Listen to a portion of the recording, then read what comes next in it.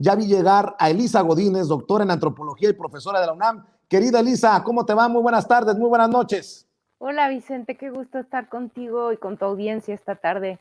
Gracias por tu paciencia, gracias por tu generosidad. También vi llegar a Marta Olivia López Medellín, periodista de En un 2x3 Tamaulipas. Querida Marta Olivia, ¿cómo te va? Buenas tardes, buenas noches. ¿Qué tal, Vicente? Muy buenas noches. Buenas noches, un gusto compartir aquí con todos ustedes.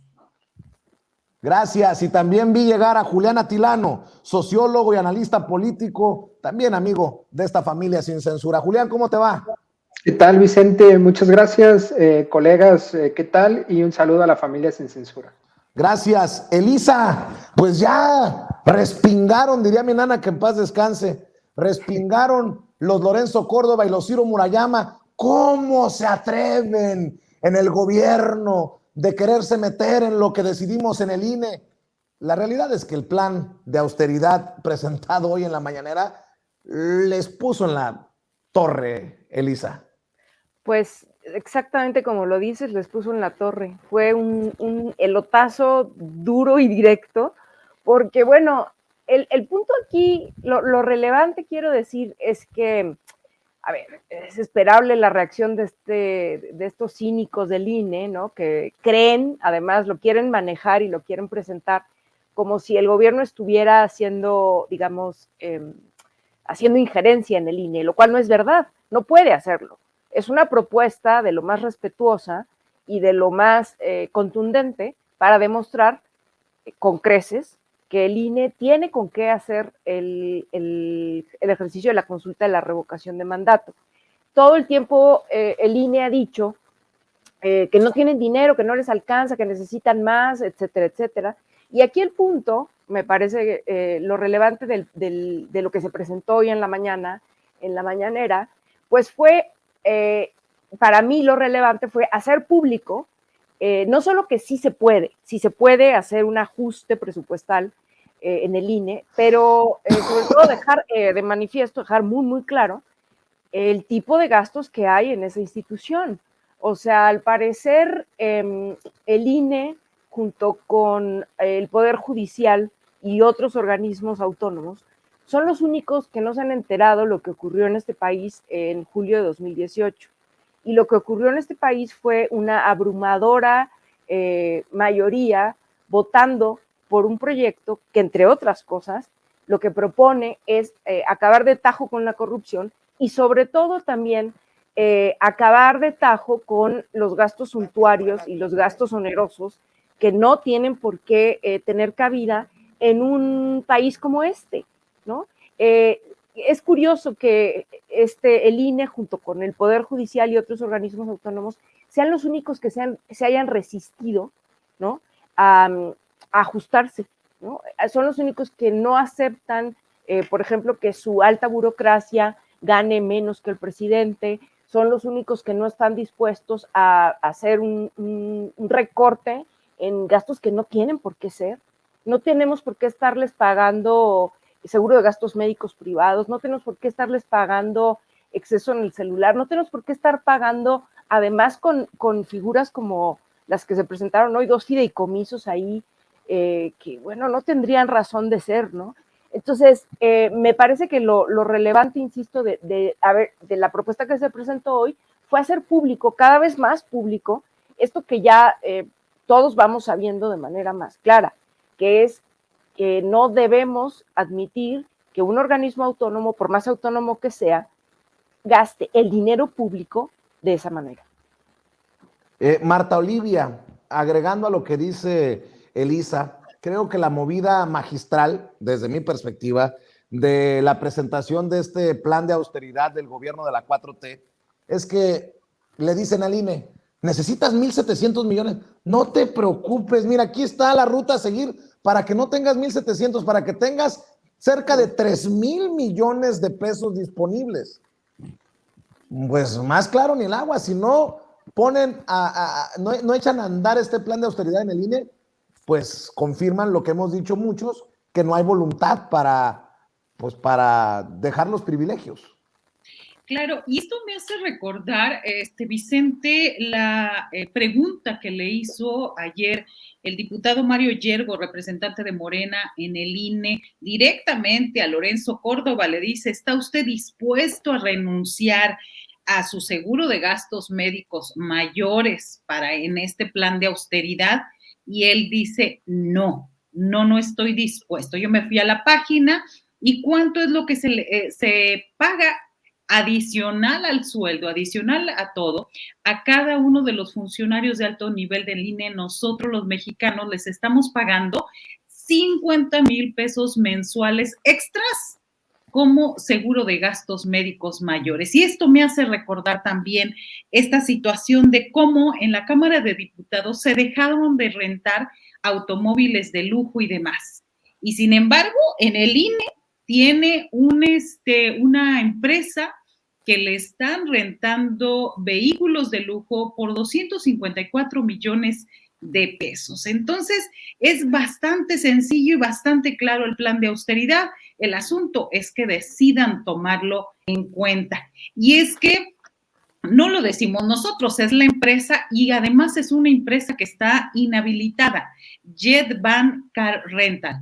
Esta vigencia de este contrato que tienen desde el 2019 vence hasta el 31 de diciembre del 2022, de este año, y solamente son 256 millones de pesos.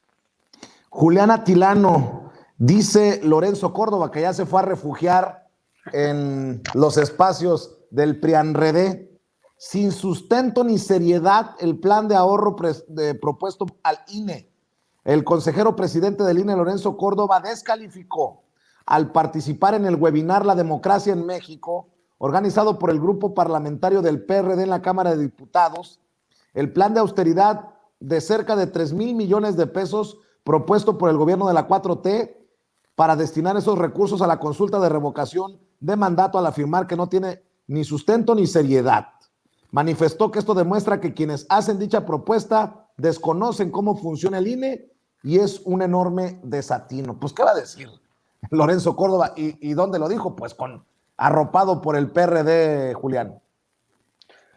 Mira, solo le faltó decir al diablo con las instituciones, porque quien hace esa propuesta, el plan de austeridad, no fue necesariamente el presidente, no fue Adán Augusto, fue Secretaría de Hacienda, fue un subsecretario, fue la parte técnica de la Secretaría de Hacienda para mostrar la evidencia, tal y como lo señalaste. No solo 1,700 millones de pesos hay ahí disponibles, hay 2,900 millones de pesos. Lo hace y lo muestra de tres rubros principales. Uno es gastos de operación, otro es salarios y otro es fideicomisos. Es decir, fue muy puntual la propuesta que presenta Secretaría de Hacienda y la Función Pública a través de este plan de austeridad, y me parece que rompe con toda esta narrativa que desde hace algunos días traía Lorenzo Córdoba y Ciro Murayama. Recuerden, después de que la Suprema Corte de Justicia de la Nación da el fallo y le dice al INE, te debes de ajustar, es decir, debes de rascarle, debes de buscar, la respuesta inmediata de Lorenzo Córdoba fue, no podemos, nadie está obligado a hacer lo imposible, y además en el supuesto de que hiciéramos una vaquita, de que le rascáramos en nuestros salarios, no se conseguiría ni una tercera parte de lo que se necesita. Pues no, por eso llega Hacienda y dice, además tienes los fideicomisos, además tienes gastos de operación, y además le sugiere, porque como bien dice Elisa, es una sugerencia nada más, que también se pueden hacer recortes a los salarios, pero ojo aquí, de los funcionarios de enlace y funcionarios altos, es decir, sindicalizados y de base, ni un peso se les quitaría según esta propuesta. Y no es que se les pretenda quitar, se les está pidiendo que se ajusten a la tabulación propuesta, que ya es una ley y que no lo han querido hacer. Y eso también me lleva a pensar sobre esta reflexión que ha estado ahí, esta idea más bien que han estado constantemente presentando, y dicen, es que no se trata de que nos quiten derechos, el salario es un derecho, el aguinaldo es un derecho, y con eso tratan de desviar la atención para que uno diga que es un privilegio. Pero yo pregunto aquí sobre la mesa y a la familia de Sin Censura, no es un privilegio tener 450,000 pesos de aguinaldo, no es un privilegio tener un salario con prestaciones y todo lo demás de 220,000 pesos al mes, no es un privilegio tener 11 asesores como los tiene Lorenzo Córdoba y de esos 11, 4 ganan más de 100,000 pesos, 3 ganan más de 96,000, otros 3 más de 86,000 y uno 35,000. Y por si fuera poco, estos 52 asesores que tienen en total los 11 consejeros no pudieron hacer esta propuesta que está haciendo Secretaría de Hacienda, es decir, Hacienda va y les hace el trabajo. La pelota ahorita está con el INE y vamos a ver la respuesta. Ya no la adelantó Ciro Murayama y es todo enloquecido ir a un local a decir se gasta en esto. Así es. Por cierto, la consejera electoral del INE, Claudia Zavala, acusa desgaste y dice que por ley no puede aplicarse el plan de austeridad en el instituto. Y cito, Elisa, no es que seamos caprichosos, es que hay una ley que nos rige y esa se llama Constitución.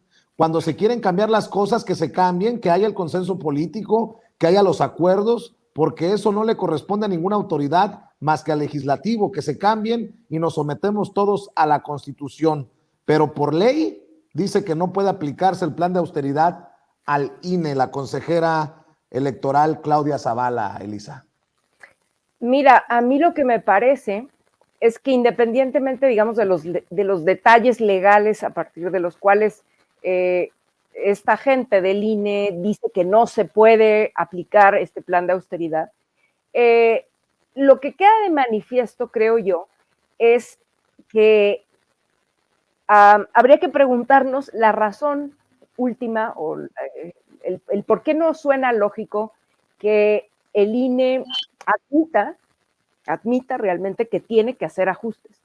No sé cómo ni de qué manera, no sé si es directamente, y sería lo ideal, ¿verdad? Con la propuesta que se les está haciendo, es decir, se les está haciendo además la chamba que deberían de hacer, pero el punto es que esta negativa, así, pero que están como garrapatas, ¿no? Pegados ahí, que no se quieren zafar ni tantito del presupuesto, creo yo que obedece más bien, no a una razón lógica de decir, bueno, sí, realmente, si se les quita el presupuesto va a haber algo que no se va a poder hacer. No. Aquí lo que está detrás es que estos funcionarios están defendiendo, como ya se ha dicho aquí, no derechos, sino privilegios. Y otra vez yo insisto en decir qué poderes y digamos qué instituciones son los que no han entendido lo que ha sucedido en México a partir del 2018. No lo entiende el Poder Judicial, no lo entiende el INE y no lo entienden otros organismos autónomos.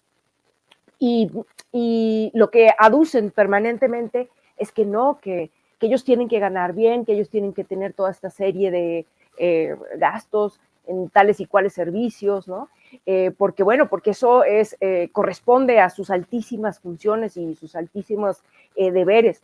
Pero lo que pasa más bien es que también se ha dicho que estos altos funcionarios, igual que por ejemplo los jueces y los magistrados altos, tienen que tener altos sueldos, entre otras cosas, para que no se corrompan, ¿no? Para que sean funcionarios muy probos.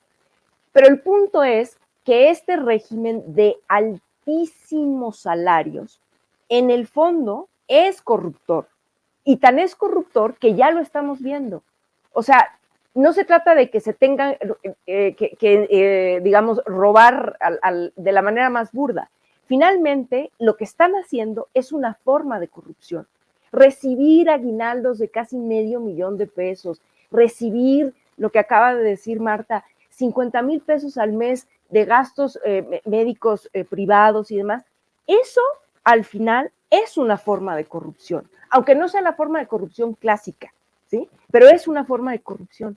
Entonces, ya que gozaron durante tantos años de las mieles, digamos, de estar viviendo del presupuesto a ese nivel, pues claro que no quieren soltarlo, ¿no? Claro que no quieren soltarlo y van a decir y van a aducir lo que sea, como esta consejera que dice que no es posible y que solo el poder legislativo tiene la prerrogativa de ordenarle al INE, lo cual es, digamos, parcialmente cierto, Pero lo que estamos aquí haciendo es también un ejercicio público, ¿no? Y de que entiendan que la vida pública es cada vez más pública y todos los ciudadanos tenemos que estar enterados, y estamos cada vez más enterados de estos detalles que antes, pues no, pasaban un poco más de largo. Entonces, bueno, pues ahora van a tener que argumentar mejor. Así es, Marta Olivia. Estoy viendo algunas declaraciones de Ciro Murayama, hasta un video subió, dice, el gobierno pretende que el INE reduzca gasto en arrendamientos. ¿Y qué renta el INE? Pues los locales donde se ubican casi 800 módulos de atención ciudadana para tramitar la credencial. ¿Dónde quiere que estén? ¿En la banqueta? Rayan en el ridículo. Yo defiendo al INE, dice Lorenzo Córdoba, pero afortunadamente tenemos a mujeres aguerridas como Elisa, como tú, como Nancy Flores, colega de la revista Contralínea, y ha escrito en Twitter, Nancy, ya seguramente le está siguiendo la pista a esto. Cada vez que reviso las cuentas del INE me sorprendo. Si 800 locales son rentados, como dice Murayama, ¿por qué hay un fideicomiso de infraestructura inmobiliaria y mejoramiento de módulos con un saldo de 826 millones de pesos? Además, tienen presupuesto para mantenimiento. ¿Y los caseros? Lo que no dice Ciro Murayama es que el instituto gastó en promedio 58,000 pesos por renta de cada local. La mayoría se ubica en zonas populares, carísimo. En 11 meses destinó más de 500 millones en arrendamiento de 800 locales. Con ese gasto sistemático podría comprarlos, escribe la colega Nancy Flores de la revista Contralínea, Marta Olivia. Así es, y bueno, también esto abre puerta para una investigación acerca de a quién le rentan esos locales, es decir, de qué manera se están adjudicando esas rentas, porque no es lo mismo una renta en una ciudad como en las grandes ciudades como Guadalajara, como Ciudad de México, como Monterrey, como Puebla, que bueno, en las comunidades donde ni siquiera tienen una silla. Y para empezar, esto es lo primero que se me viene a la mente. Y lo segundo es cómo tramposamente están manejando esta cuestión de la austeridad. Es decir, por una parte, se está hablando de una adjudicación de una empresa que les está rentando, que renta por 256 millones de pesos los vehículos del INE, por una parte. Y por otra, se va a un local del INE donde dicen dónde quieren, hablan de las cámaras, ese video que circuló hoy Ciro Murayama. Entonces se me hace bastante tramposa, porque en ese video, pues que le entre y diga claramente de lo que se trata, de los sueldos, de ya los aguinaldos que estaba mencionando ahorita el compañero. Es decir, ya esa es la forma como le quieren llegar también a los trabajadores, diciéndoles, mira, quieren que te vayas a la banqueta. Me parece bastante exagerado porque no hablan de sus privilegios, no hablan de los asesores, no hablan de los megasueldos, y me parece que al final están olvidando lo que significa ser un servidor público.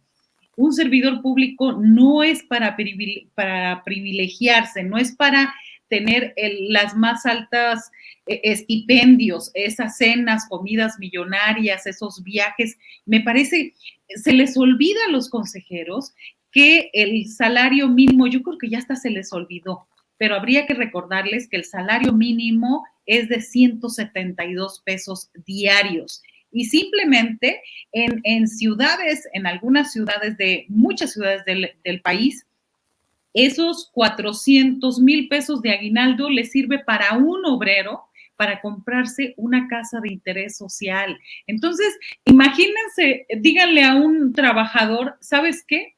Cada mes el sueldo que al final lo que le están pagando, te vas a poder comprar la mitad de tu casa por la que has trabajado y en la que te van a descontar más de 20 años. Entonces, me parece que no han entendido, que ya el gobierno cambió, no han entendido que ya es un privilegio ser servidor, ya es un privilegio estar ahí. Me parece que viven en una desconexión total de la realidad, Vicente. Así es, y para continuar con esta mesa de diálogo, déjame mencionarte, querido Julián, que estoy revisando, hace unos minutos fue entrevistado para W Radio Ciro Murayama y dice, fíjate nada más, el sesgo, la verdad no se dan cuenta. Cuando tú tienes un gobierno que empieza a hacer propuestas fuera de sus facultades, invadiendo tu autonomía, te habla de poca seriedad y no se le puede tomar en cuenta. Hemos insistido que debe cumplirse con lo que la ley manda y tratándose de una elección de ese nivel, se debe contar con las casillas necesarias, pero ahora tenemos los recursos para instalar 1/3 de las necesarias. Más que rechazar el plan presentado esta mañana por la Secretaría de la Función Pública, el secretario de Gobernación, Adán Augusto López Hernández, y el gobierno de México, es una tomadura de pelo. Bastantes descalificaciones. El INE ha sido objeto de un ataque sistemático a su autonomía. Lo que advertimos, tirados en el suelo haciéndose las víctimas, conste que lo pronosticamos, lo advertimos muchos, Julián. Exacto, esa es la estrategia, hacerse las víctimas. Y además, mira, a mí me parece que esas declaraciones que no son nuevas de Ciro, mira, es un reaccionario, es un reventador, no es la primera vez que lo hace, incluso me parece que es más violento verbalmente hablando que Lorenzo Córdoba. Lorenzo todavía ahí se las da de muy, muy decente, pero Ciro es un sinvergüenza. Edmundo Jacobo, hay otro personaje ahí que tendríamos que exhibirlo un poco más. Él no es consejero, es el secretario ejecutivo, es el operador al interior del INE, es el que mueve, es el que está ahí articulando, que también tiene asesores, que también y que tuvo un proceso de reelección también muy sucio. Entonces, lo que vemos frente a las declaraciones de Ciro cuando dice, no es posible que el gobierno se meta, lo único que estamos viendo es la voz de un tirano. Es decir, ¿qué político, porque al final de cuentas son políticos estos personajes, se molestan cuando los critican? ¿Qué tipo de político o funcionario se molesta cuando le haces una crítica? El autoritario, el totalitario, y estos funcionarios esos son. Uno no puede hablar sobre el INE, uno no puede hablar sobre las cantidades millonarias de dinero que gasta el INE, porque automáticamente te ponen ellos y la oposición y los conservadores, como alguien que lo que quiere es eliminar al INE, y no.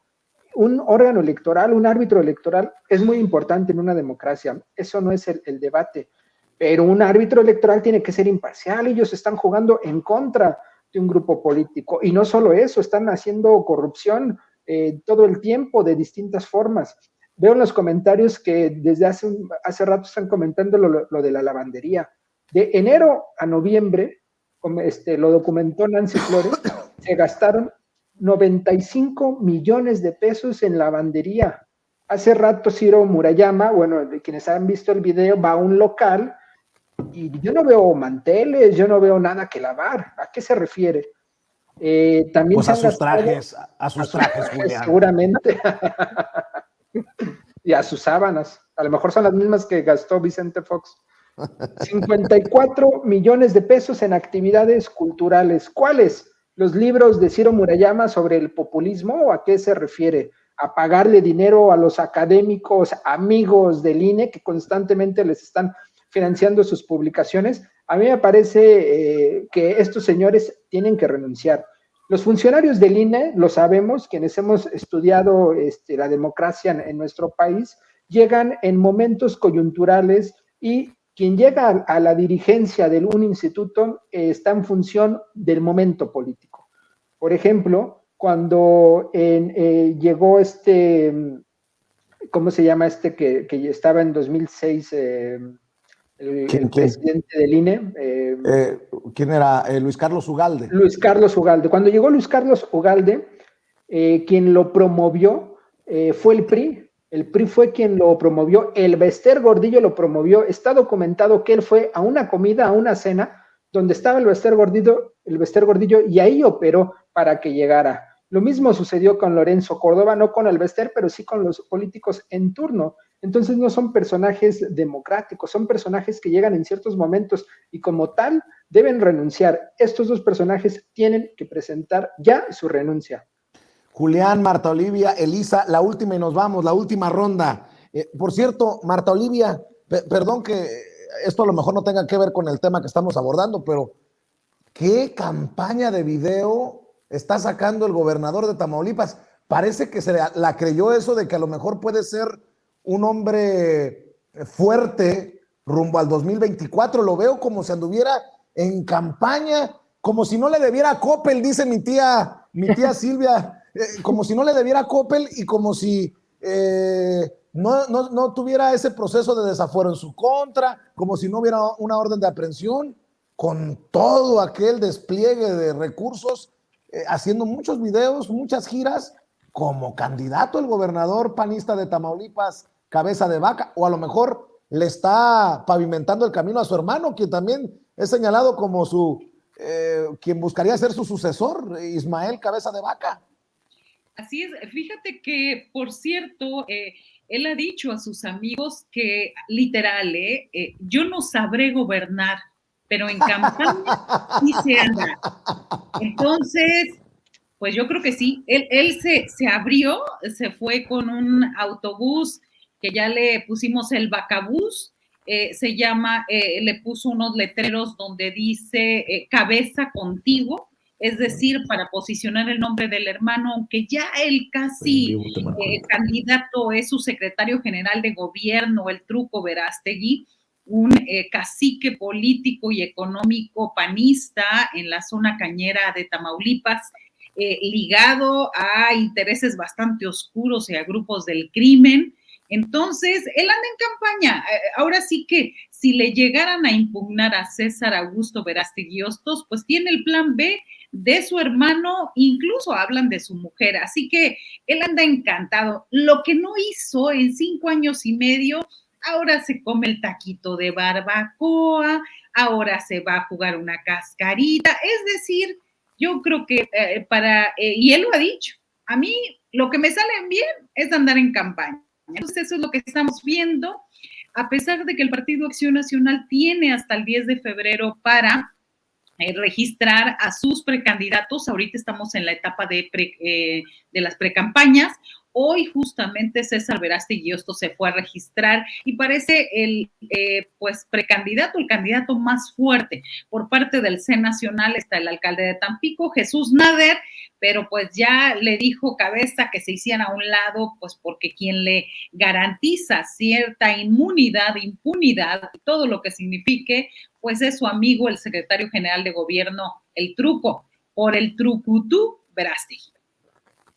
Por el trucutú. Bueno, para que vean que es importante tener amigos y amigas y colegas como Marta Olivia en lugares como Tamaulipas. Perdón que me haya desviado del tema central de la mesa, pero sé que también le interesa a la gente que nos ve y nos escuchen sin censura lo que está ocurriendo por allá en el norte del país.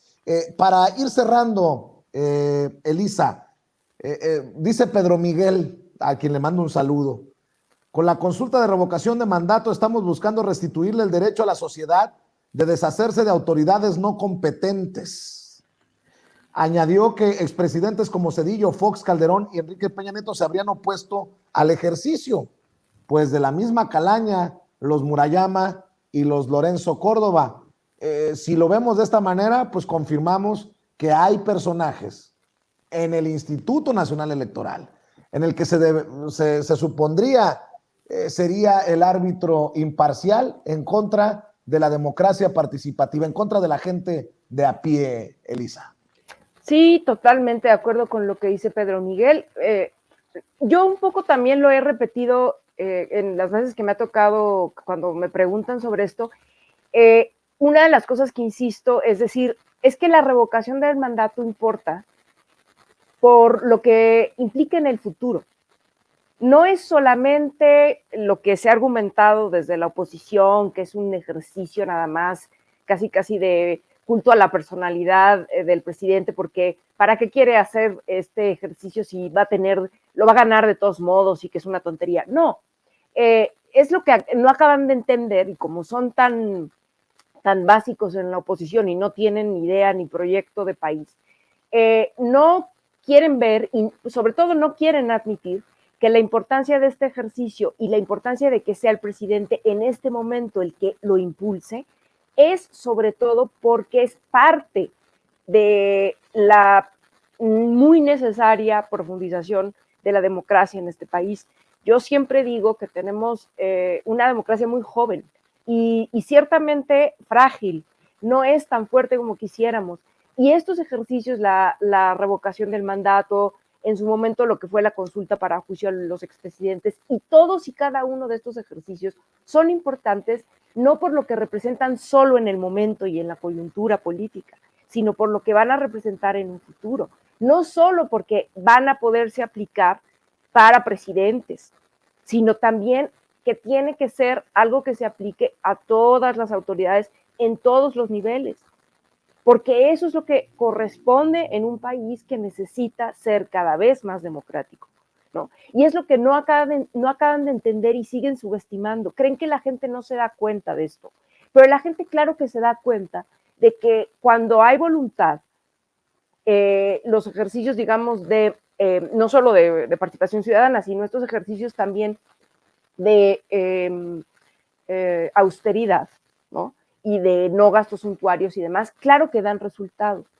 Y claro que dan resultados porque ante el cinismo del INE que dice no podemos recortar nada, tenemos un gobierno que ha demostrado en 3 años cómo con austeridad y con un ajuste al gasto, claro que se puede realmente profundizar también en la distribución o redistribución del ingreso a través de los programas sociales y también en el hecho de construir obras de infraestructura como las está haciendo este gobierno. Entonces ahí tenemos 2 grandes ejemplos de cómo no es una mera demagogia decir que hay que gastar menos o que tenemos que acabar con la corrupción. Ahí está, con hechos que sí se puede. Entonces, igualmente, el tema de la revocación de mandato no es solamente porque ahora digamos, se vanaglorie de que la gente lo quiere. No, la revocación del mandato importa por lo que nos representa a futuro y por lo que representa para que desde el presidente municipal, los alcaldes, pasando por los, eventualmente, yo no sé si se pueda, pero cualquier autoridad elegida popularmente se pueda revocar, desde el presidente hasta el escalafón más bajo. Así es. Y para cerrar, Julián, prepárate porque hablarán de austericidio y bueno, ya empezaron a hablar de el manoteo del gobierno en la autonomía del INE, pero la realidad es que hoy fue claro, Adán Augusto López Hernández, el secretario de Gobernación. Al final será el INE el que decida qué medidas se van a tomar. El problema es que les ha dolido que por más que quieran poner la narrativa de que la pelota está en la cancha de la Secretaría de Gobernación, no. La pelota está en la cancha del INE. Tu reflexión para cerrar, Julián. Así es, y lo que vimos es un adelanto, porque mira, aún falta que responda a la Secretaría de Hacienda ante la petición de 1.700 millones de pesos que está pidiendo el INE. Lo que vimos fue un adelanto, si bien Adán Augusto dijo que esa no es la respuesta, pero ya vimos que Hacienda está diciendo dinero sí tienen y es posible que justifiquen una negativa de darles dinero a partir de lo que vimos el día de hoy. Y un poco hilándolo también con lo que señaló Pedro Miguel, es bien importante este ejercicio porque justo lo que se trata, es decir, nos está saliendo costoso y justo se trata de hacerlo de esta manera para que sea vinculante, para que no sea una farsa, porque ¿cuál sería la alternativa? Que el Ejecutivo, que el gobierno lo organizara, como sucede, como lo hizo Enrique Alfaro hace algunos años, él lo organizó, su propia secretaría de no sé qué lo organizó, ganó por 80% y miren qué talentoso soy. No, lo que se necesita es que el árbitro electoral lo organice para que sea vinculante y para, como dice Elisa, se pueda repetir. Y esto no es una cosa, una ocurrencia. Cuando López Obrador fue jefe de gobierno, se organizó una. Y si analizamos las propuestas de los partidos de izquierda en la historia de México, la propuesta de revocación de mandato es viejísima. Yo estaba analizando y por ahí desde los 40, los 30, los personajes de izquierda ya lo estaban diciendo, es decir, es parte del ideario de izquierda para que haya una democracia participativa, porque lo que se trata es que la gente salga constantemente a participar y no solamente el día de la elección, y entonces los gobernantes se olviden y digan, bueno, aquí en 6 años mientras votan por mí otra vez, pues voy a hacer lo que yo quiera. La importancia de este tipo de ejercicios es que cada determinado tiempo sepan que van a ser evaluados. Julián Atilano, mi querido Julián Atilano, ¿por qué no cerramos invitando a la gente para que te busque en redes sociales y te apoye y te siga? Me pueden seguir en Twitter en @JuliánAtilano y pues muchas gracias por la invitación y un gran abrazo a las colegas y a la familia de Sin Censura. Gracias, Julián. También despido con mucho afecto a Marta Olivia. Marta Olivia, que sigan los éxitos en este 2022 allá en un 2x3 Tamaulipas. ¿Cómo te despides? ¿En dónde te encontramos? ¿En dónde seguimos apoyando el trabajo valiente que realizan? Gracias, Vicente. Decirles que es importante para nosotros la revocación de mandato, porque si esto fuera ya posible en Tamaulipas, no tendríamos un gobernante desaforado desde el 30 de abril pasado. De ahí la importancia de rescatar esta parte de estar en contra de este INE oneroso, este INE pues bastante reacio a adoptar lo que quieren las y los ciudadanos. Y nos ven de lunes a viernes de 8 a 9:30 por nuestro canal de YouTube en un 2x3 Tamaulipas y también en la página de Facebook. A mí me encuentran en Twitter como @MaroliMX. Gracias, Vicente, un abrazo a todas, todos.